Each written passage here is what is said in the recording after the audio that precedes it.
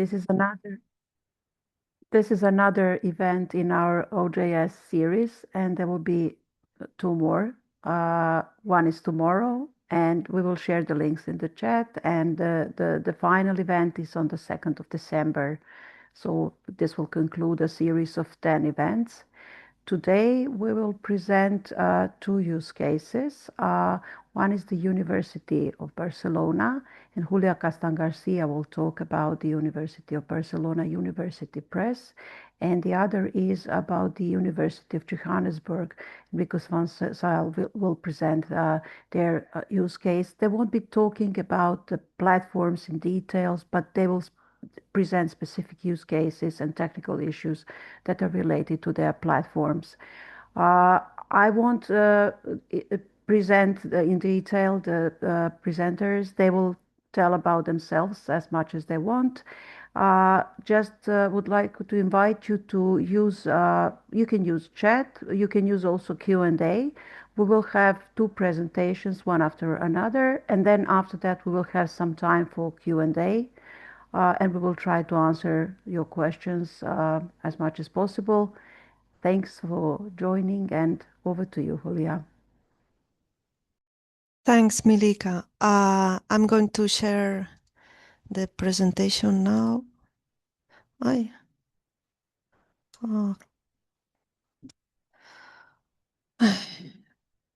Okay. Hello, everyone. My name is Julia, and I am from University of Barcelona. And in my presentation, I'm going to talk about how to reflect the copyright policies and the metadata in OJS. And we talk about how can change it through time. Here in this presentation, I'm going to answer some questions about. You can see the summary of what I'm going to talk about. You can the presentation. The slides are very long, and I think that afterwards you can look at. Very more calmly. So let's start with what's a copyright policy in a journal. It's a description of who owns the rights of the works published in the journal, and what can people do with these works, and it can all also include other details if necessary. I add a few notes here. The ones who own the right are known as the copyright holders, and can be basically or the authors, or the journal, or the or institutional that edits that journal. The works are referred mainly as articles, but all the other content published in the journal.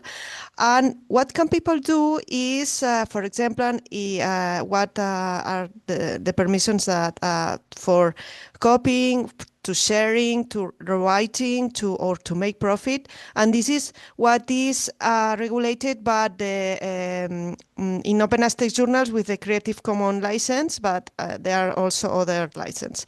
And the other details is because they can. This is the basic thing, but they can. They can contain many other details, let's say archiving policy, or specific copyright policy for the images, or the open access policy, which is not exactly the copyright, but it's very closely related. And we are going to talk about the previous copyright policies here too. Okay. Where should the copyright policy have to be?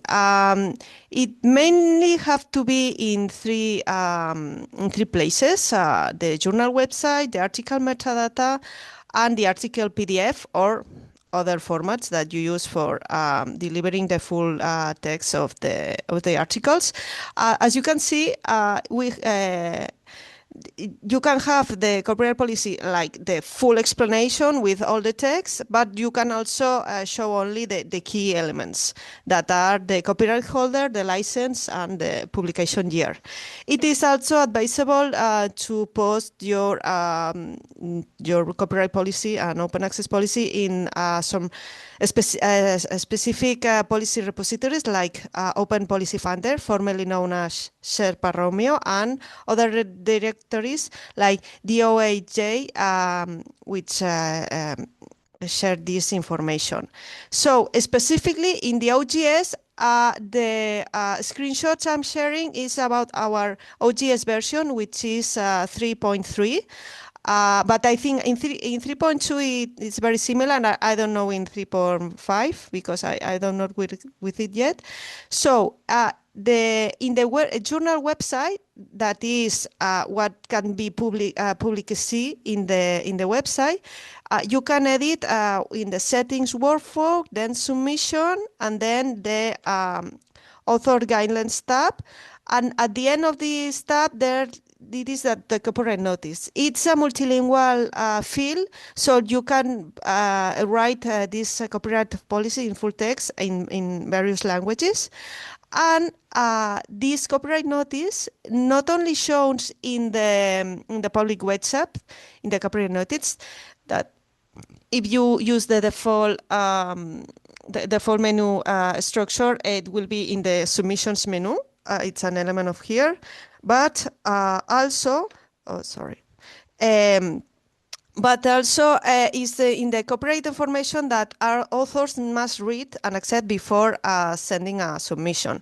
So you can, well, maybe author doesn't read it, but they have to tick the thing that they agree. So you can be copyright compliant. And on the other hand, we have the article metadata that you can find it in the distribution settings, in the very license, the license tab, and you have four elements. The first three ones are like true copyright metadata, the copyright holder, license, and copyright year, and you have very few options to choose. So the options you choose in the distribution settings, there are the copyright setting that will apply by default to all of the articles published after you set these settings. No, so if you put the settings right, you don't have to worry about to put manually who is the copyright holder and the other metadata. And this metadata is also shown in the displayed in the article website of the OJS.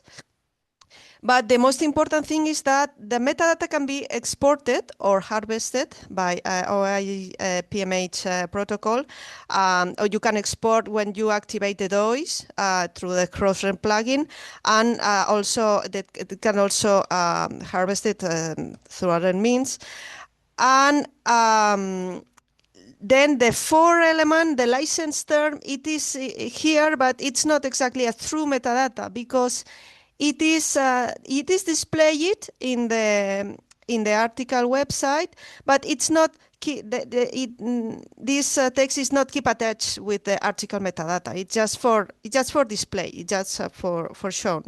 And when you modify the text, it will automatically show in both current and older articles. Unlike the other metadata that if you modify, then if you modify the three first ones, it only applies to the articles you publish after you modify them. The older articles keep the same metadata.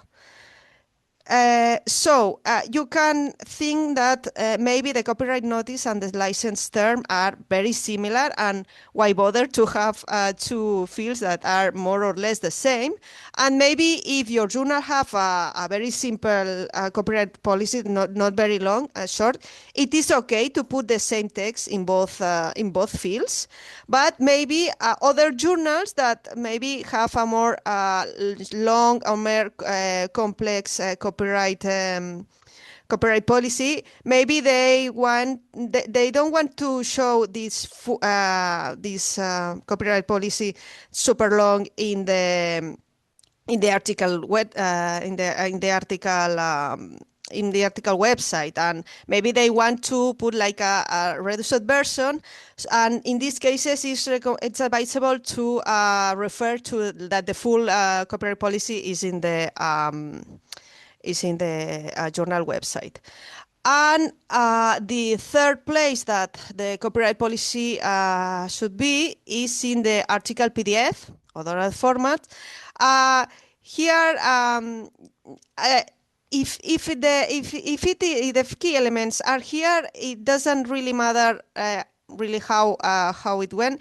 It is customary that put it in the first page, but it is okay if you put it in the last page on all the pages. Every journal wants do what they want, and this is a kind of style freedom, and this is freedom. It is okay that it is advisable to these elements that must be close to be understandable, and here we have the copyright holder and the year of publication. It's important for copyright law. They used to have they used to go side by side, and here here you have some notes.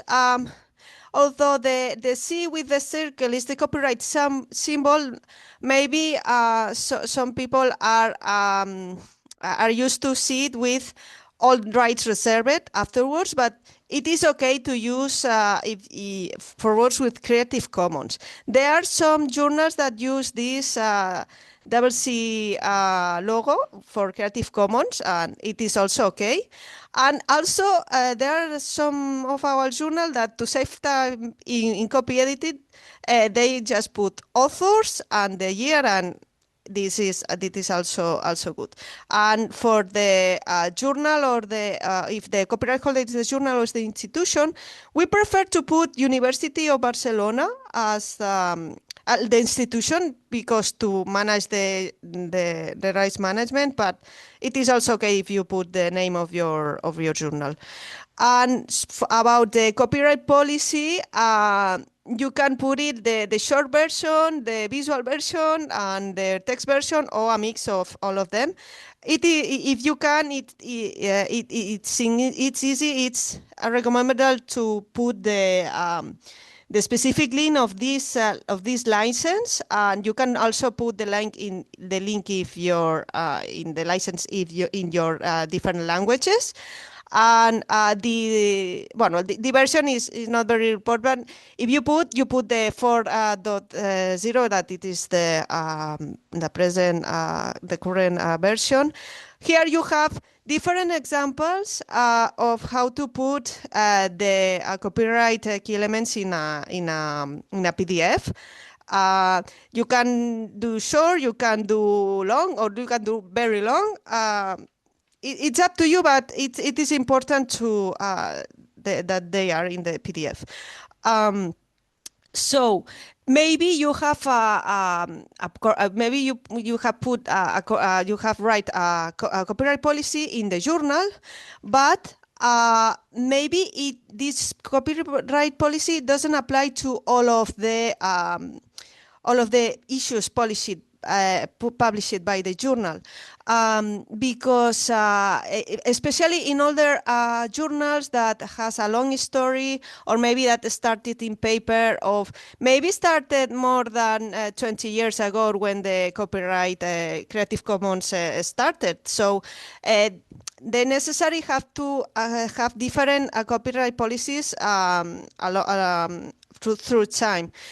And if you put a copyright policy now to your journal, this copyright policy only is applied for the articles published after you have published this copyright policy.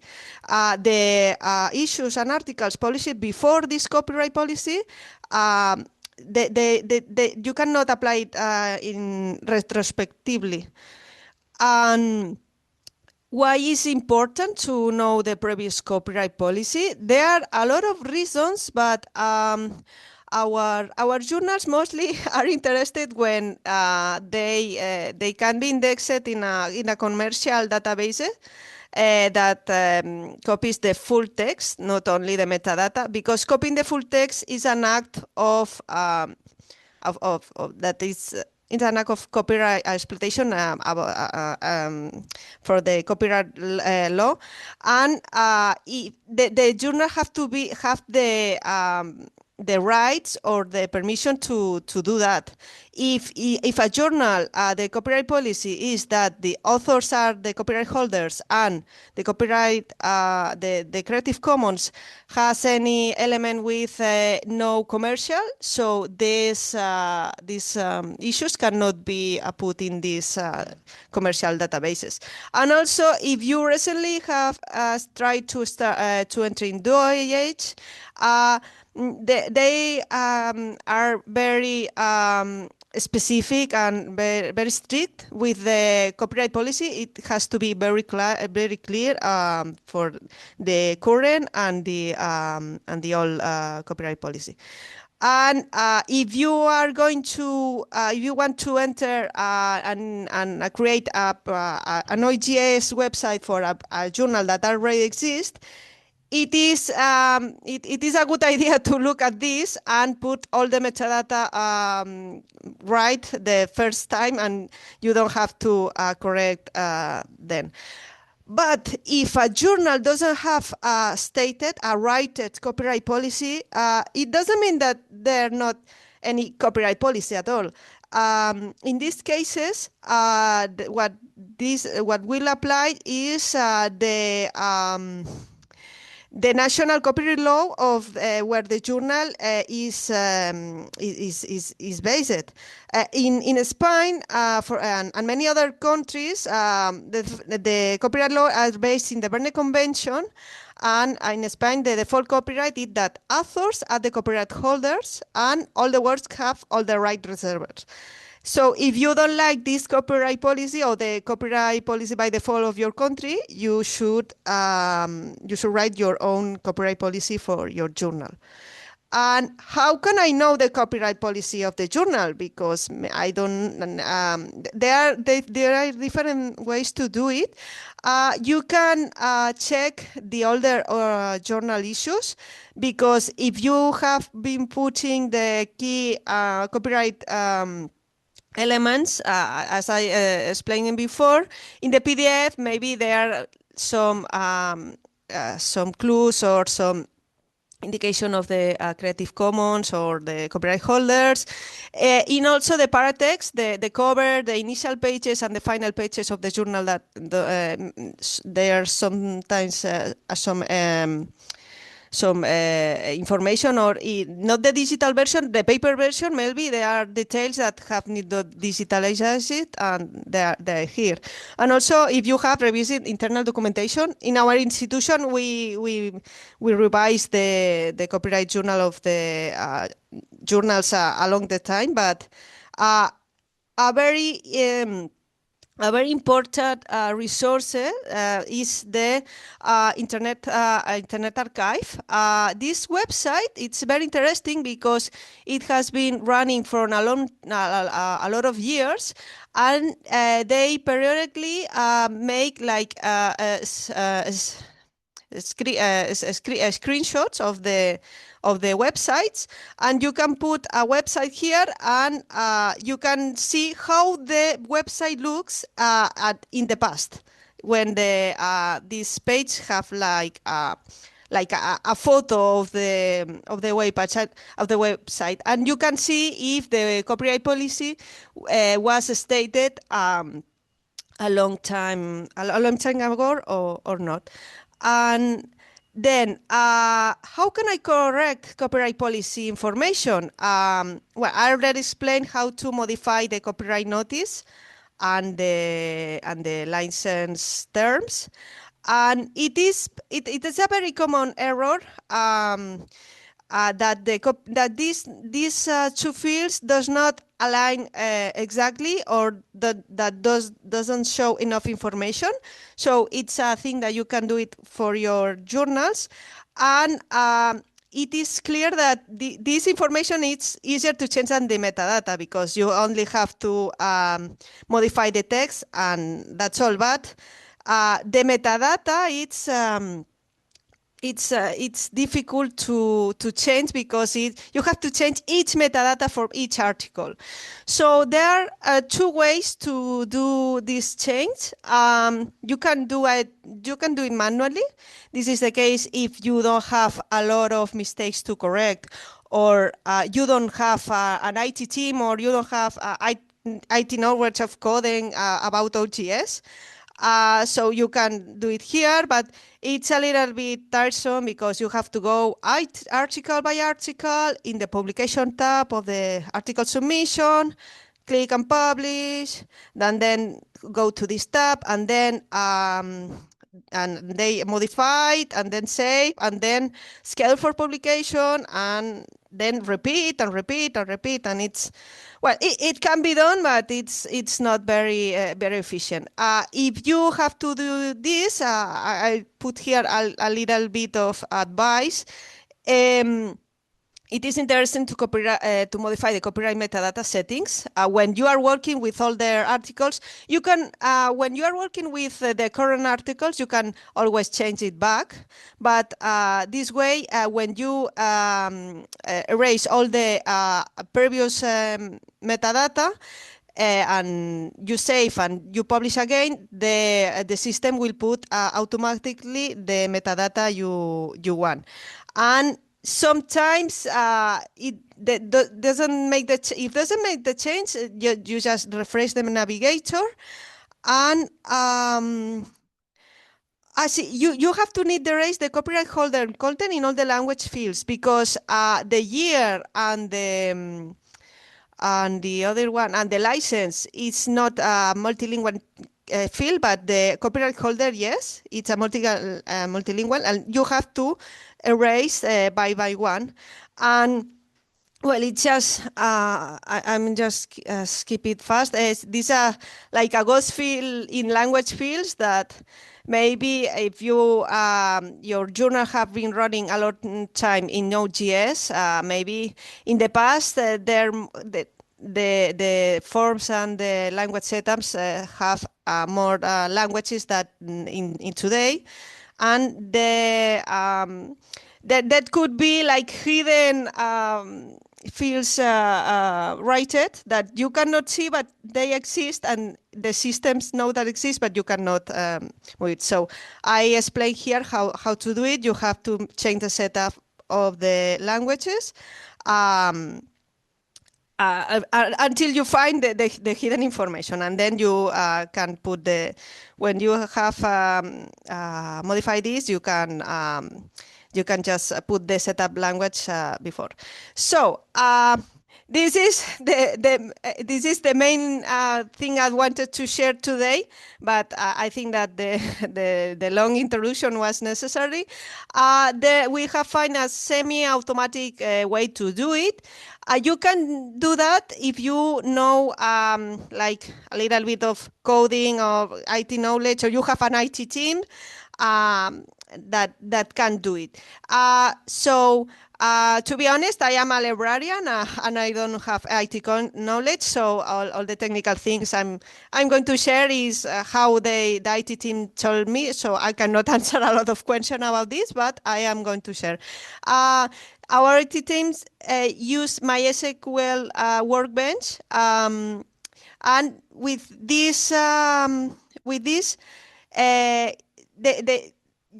they put like an instruction to search and extract for metadata directly from the OJS database.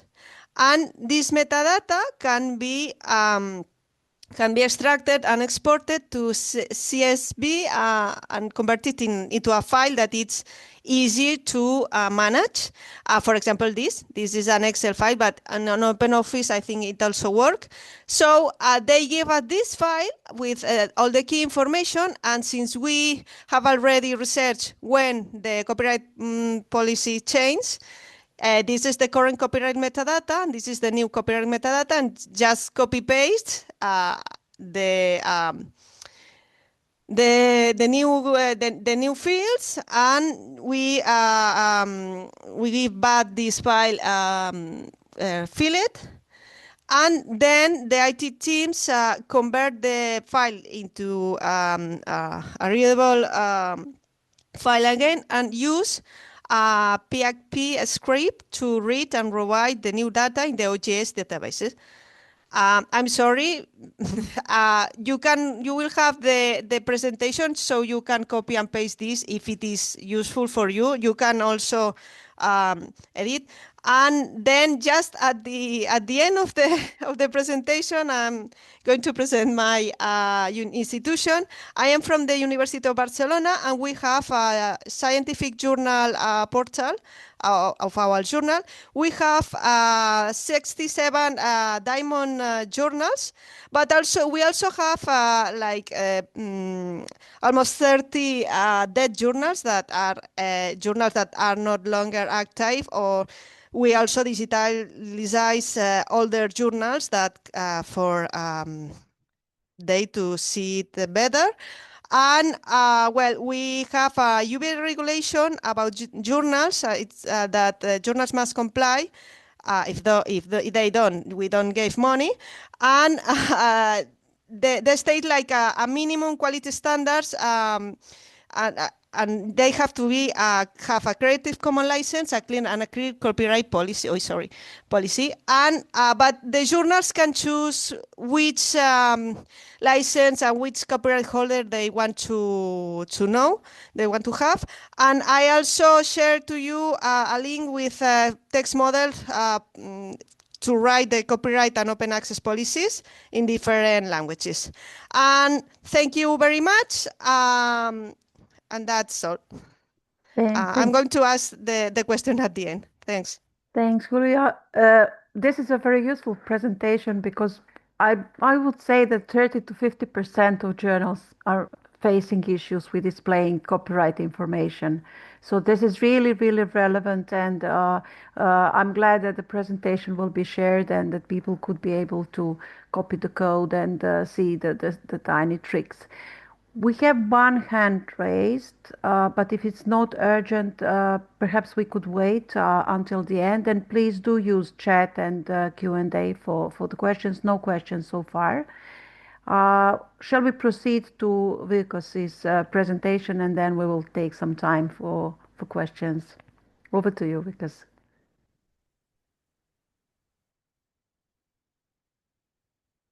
Hi, thank you for the opportunity to share a bit about our journey with Open Journal System.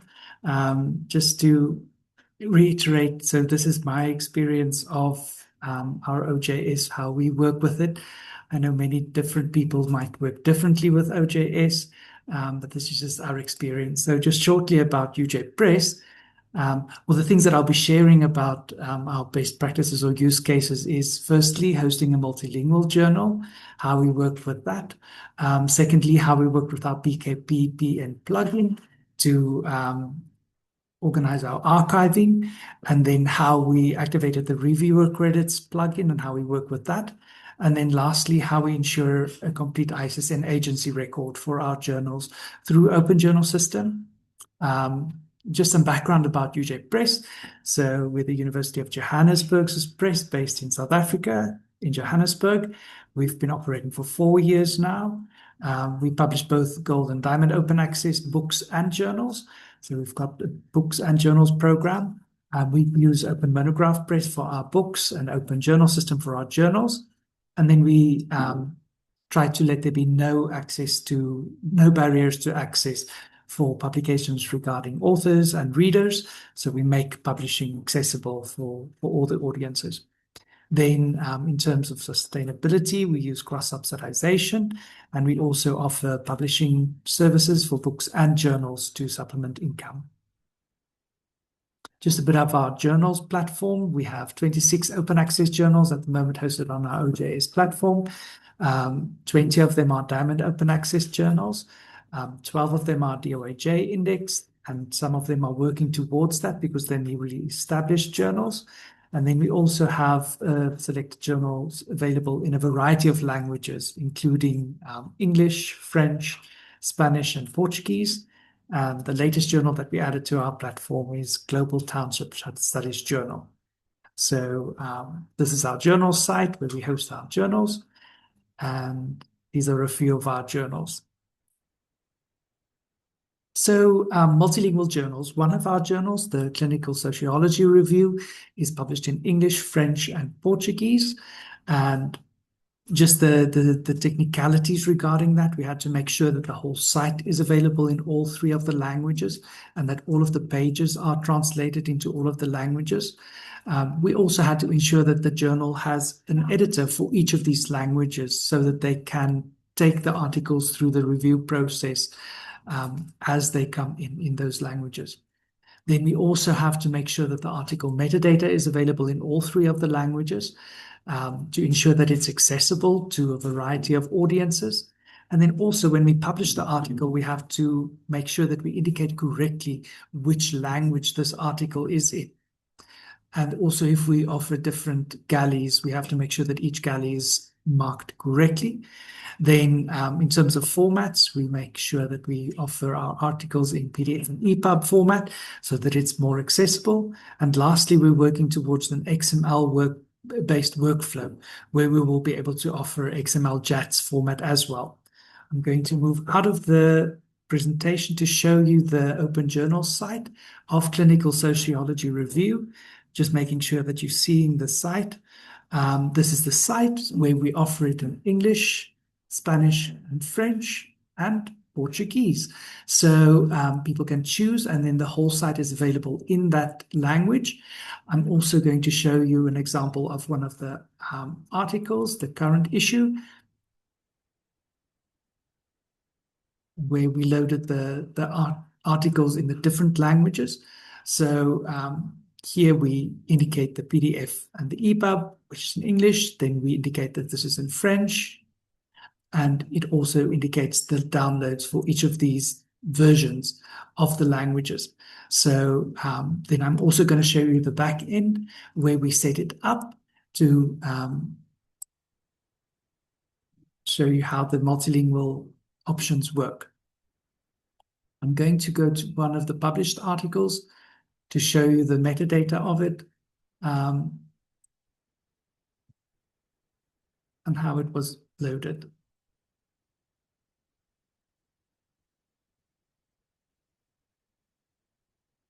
All right, so under the publication, you will see that you'll be able to add metadata in the different languages. The contributor information can also be added in different languages. Metadata added in different languages together with, you have to indicate which language it's published in. The references cannot be put in different languages because it's the one language field. Your galleys, you can load the different galleys there.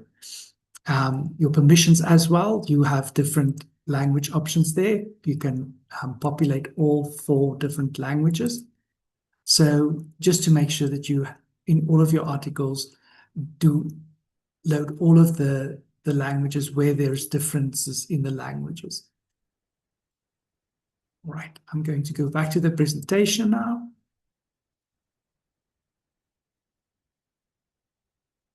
So that was the multilingual journals and how to load the different languages. Secondly, I want to quickly speak about the PKP preservation plugin setup. This incidentally happened when we applied for the Open Access Scholarly Publishers Association membership, and we realized that our PKP preservation network setup wasn't done correctly for our journals. So firstly, ensure that you enable the archiving options under your distribution tab. I will also show you in the on the site itself. Then enabling the PKP preservation network plugin, the locks and clocks. We do that for all of our journals to make sure that the sites are archived correctly. Then we also make sure that we enable the PKP plugin on the website. And then lastly, we check that the issues have been deposited correctly under the plugins tab. So I'm just going to escape again, show you on the live site how the PKP preservation network is set up. So firstly, under distribution, we set up the archiving options, the PKP preservation network, and the locks and clocks, and saved once we've done that. Then we go to the website plugins option, and we can go and look at the PKP preservation network specifically.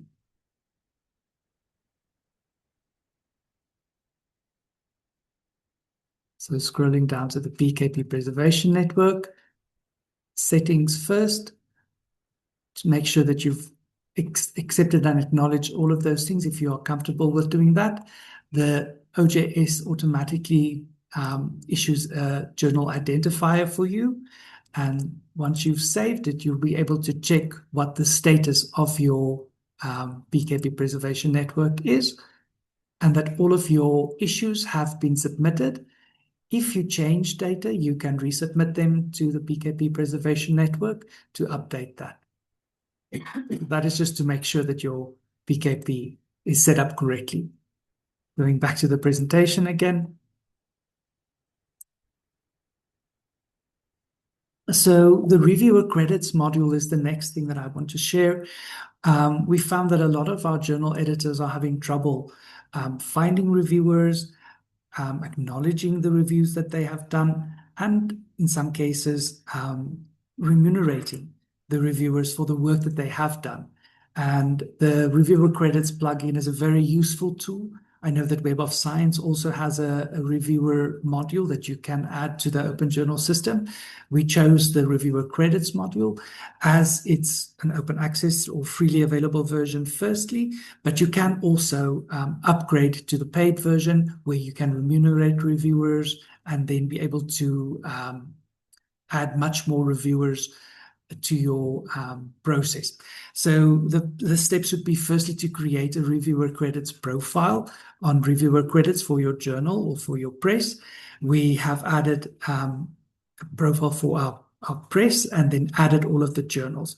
And then on the OJS side, you have to activate the reviewer credits plugin and then set it up according to the setup on the reviewer credits site. And then you have the option, as mentioned, to upgrade to the premium option where you can remunerate your reviewers. And then lastly would be just to train your journal editors on how to use the plugin so that they can use it effectively. I'm going to go again to this reviewer credits site firstly to show you how the reviewer credits site look. So we set up our profile here and then we added our journals. Each journal then gets a specific user where you can add the journal editor, and they then have access to reviewer credits to manage reviews from the OJS itself. So I'll just show you all of the journals that we've added and then the options that the journal editors also have regarding this. So here are all of our journals. Each journal has the option to upgrade to premium if they would like to. And we can also add new journals as we publish new journals. And we'll be able to manage the access that each journal has on this platform. Then on our open journal system, I'm going to show you a submission and just show how the reviewer credits module works once you have your plugin activated, and then I'll also show you how to activate the plugin. So this article is in review, and we have the option to find reviewers in the reviewer credits module, and it will look at your article metadata, the title and abstract, and then recommend reviewers that you can connect with. These are all reviewers who have indicated that they can and are willing to review in a certain field. It includes all of their information, and this ensures that you use credible and trustworthy reviewers. As mentioned, you also have the option to remunerate the reviewers and acknowledge the reviews through the system itself. Then just regarding the plugin, so it's under the website tab plugins.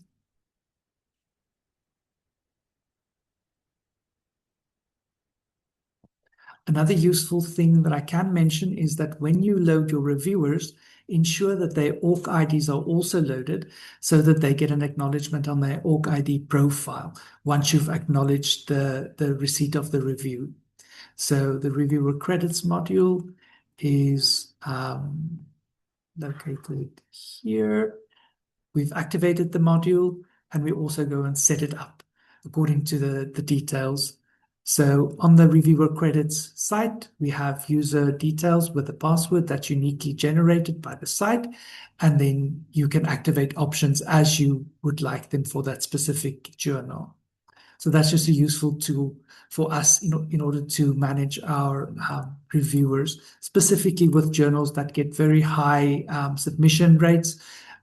It's very useful for them to have a tool to manage their review process. Then going back to the presentation, the last thing that I want to share with you is the ISSN agency. This also happened in our process of joining the OASPA, where we saw that some of our journals does not have full details on their ISSN record. And we then made sure that all of our journals have all of the plugins updated and activated in order to ensure that information flows through correctly to the ISSN agency. So firstly, checking that your Scopus plugin is activated, the Crossref plugin is activated, Data Site plugin, the Dublin Core, Google Analytics, the Google Scholar, JATS, and OpenAir. And all of these things, just make sure that your journal metadata flows through to the ISSN agency and that a complete record is kept of your journal. So firstly, I'm going to show you on the ISSN agency how the site looks when a complete record is established. So this is one of our journals that has the most complete record. Firstly, next in Rhodes, that one is activated. It's indexed in Crossref, wrote the keepers, that's keepers, indexed by title, DOI, FATCAT, ZDB, Web of Science, Wikidata, Sudoc, Scopus, OpenAlytics, EZB, and DOAJ. This will differ from journal to journal, depending on where your journal is indexed, but always make sure that your journal is indexed as widely as possible for the optimal international visibility. So just in your plugin gallery, make sure, one, that all of your plugins are up to date. You can see this in this window where it will show you where your plugins need to be updated, and make sure that you've downloaded all of the plugins that you require for your site. And then on your installed plugin, making sure that all of your plugins that you want enabled are enabled and that you have set up the settings correctly. I will just go to one as an example. So this Scopus and Crossref plugin, to make sure that it's set up correctly and that you have added your information that you are that you get from Scopus 1 and that you get from Crossref, to make sure that the information flows through correctly and that your options are enabled. And that you will do for each of your plugins, just to make sure that it flows through correctly. All right, I think we can go over to questions now. Thank you so much for your attention and for allowing me to share. Thank you. Thank you very much. It was really interesting and very practical so far. Yes, we are starting to get some questions, and I will start reading them.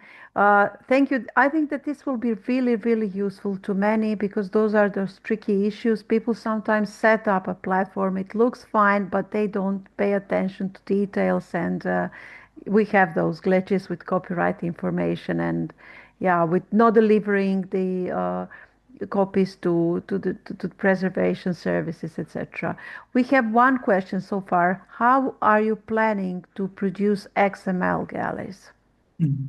Yes, thank you for that question. So we have partnered with Lumina on their product XEdit Pro that will allow us to submit Word files that it then transforms into XML format, and it will do a lot of things for us. So it does copy editing, it does checking of referencing, it does checking for similarities, checking for generative AI use, and then allows us to take it through the copy editing process, the page layout process, and then produce XML JATS output, EPUB, PDF for print and for electronic. And this is a commercial service. Yes, yes. Yes. Yes, so you need a budget. And in the University of Barcelona, are you producing XMLs? Not really. I think only one journal is producing it, but just because the editor is very unknowledgeable in it, and I don't know exactly how did it how he can do it. But in these moments, we don't have the resources to support that, and because we have a lot of journals, and we don't act as exactly as a university press at the we do provide support to our journals, so we provide the OJS service and the OJS platform and technical support and assessment, but we are not involved in the daily everyday life of the journal. So this is managed by the editors.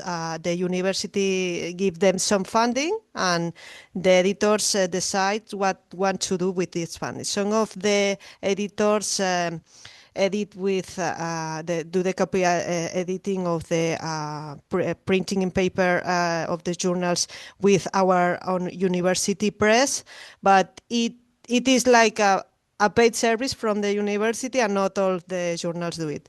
And maybe if we find an easy way to do it by the journals in the future, maybe we will do that and XML galleys, but not for the near future.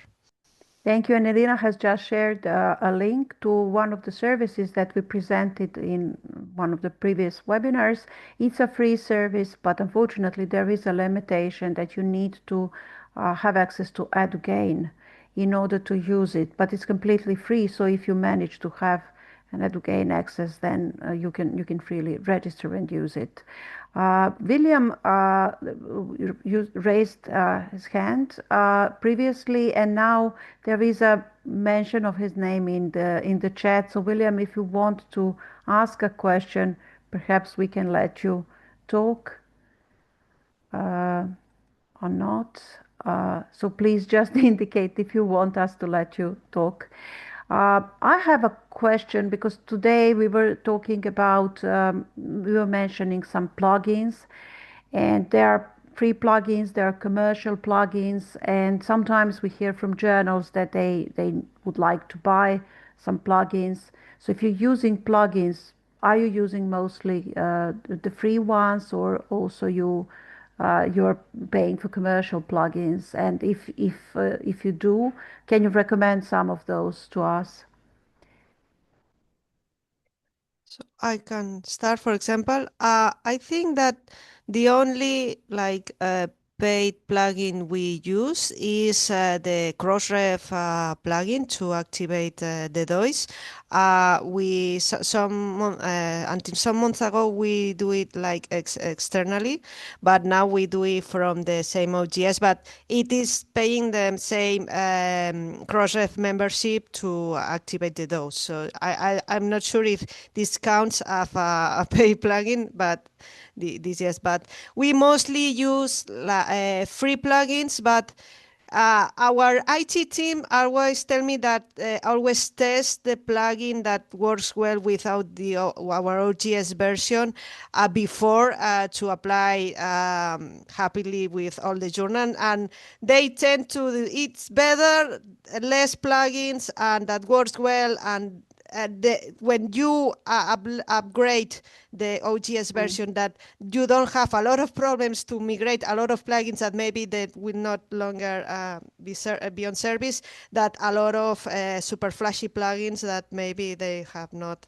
continuous support. Yes, because do you have anything special to recommend as for Yeah, I plugins? agree. I also only use the main and the basic plugins for our OJS. For our Open Monograph Press, we have a specific plugin Tote where we generate book metadata, which is very useful for us. But in general, I just regularly go to the plugin gallery, see what is available, see if there's any plugins that we need to download for the sites, need to activate, just to ensure that we use all of the plugins optimally, because there are so many wonderful plugins available that really makes your OJS integrate with different suppliers. Yes, that's the approach that we like advocate for, because sustainability is an issue, and with frequent updates and upgrades, something may not work, and also using third-party plugins that are not developed within the community can be risky. They might look flashy, but eventually you end up doing things manually when you upgrade. Yes, we don't really have many questions. We don't have questions in the chat. I don't know whether everything was. There is one. There is a question from Chukuma. Yeah. What are the recommended indexing sites? Where do you index your journals? Well, we have like different levels of journals that are starting, or maybe journals that are very local based disciplines that they don't have a lot of chance to be indexed like in the big indexing sites. I really recommend to get indexed first in DOJ, sorry, because it is really important to give to have visibility. If you are an open access journal, it is relatively easy, but they have been more strict the last year with the open access and open access. You have to put like a definition of open access, and if the metadata it's not really okay, they just turn it that. But the cool down period to apply again, it's only 6 months, and AOAJ, it's linked to other databases. If your country have like some national databases in Spain, we have some. We also go there. And then maybe Latindex for Spanish and Latin American journals, and Eric Plus also. And when a journal has been like in the basic and medium level databases, then they can start trying to into Web of Science or Scopus, but it's really difficult to enter in them. And we had, I'm sharing a link to a previous webinar when it was explained how to deliver metadata to DOAJ directly from OJS without doing it manually. As for Eric Plus doesn't really, it indexes journals, it doesn't really index articles. So it's just a registry of journals without metadata, but DOAJ actually increases the, yeah, please. The last thing I want to recommend is Miar. I'm going to share the link in the chat. Please do. It's very useful because it is a site that shows where your journal is indexed. They periodically search in different databases, and it is very interesting. I'm going to share it now.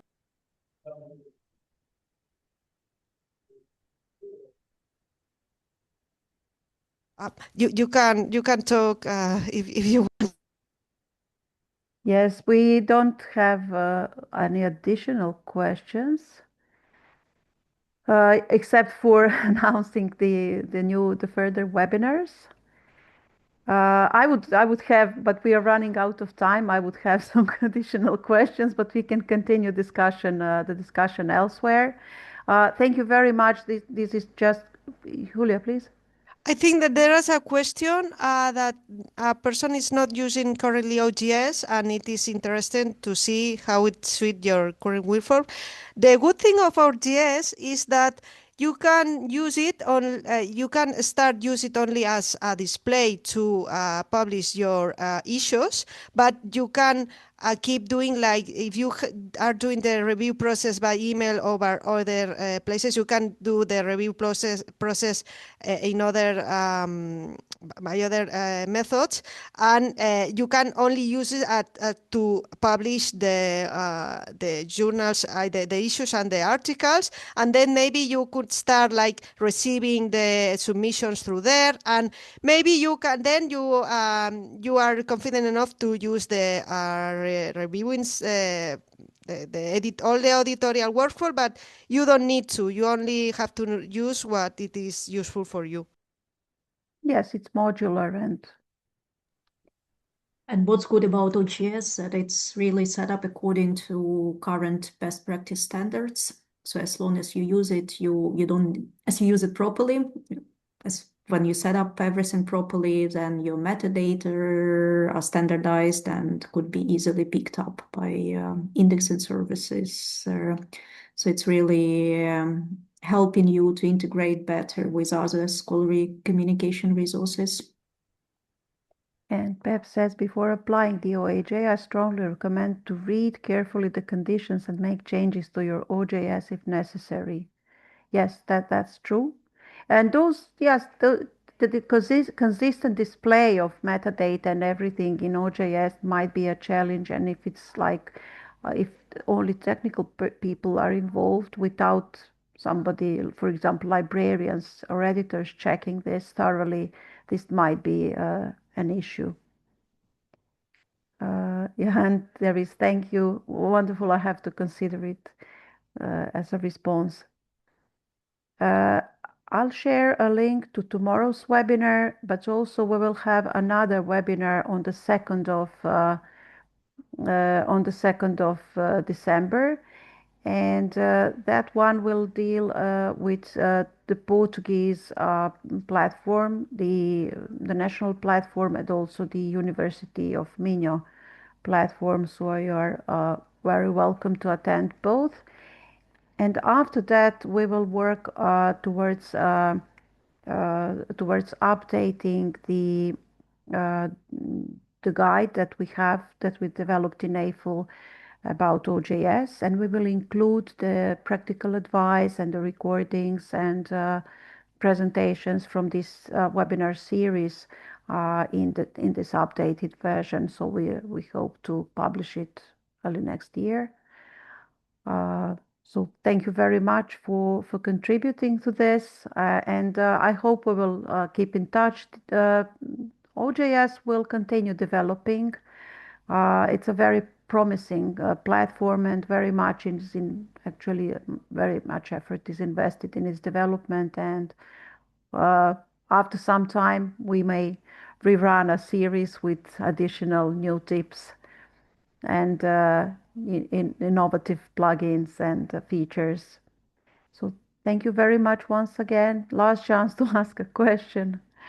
And if not, have a nice day and hope to see you tomorrow and on the 2nd of December. Thank you.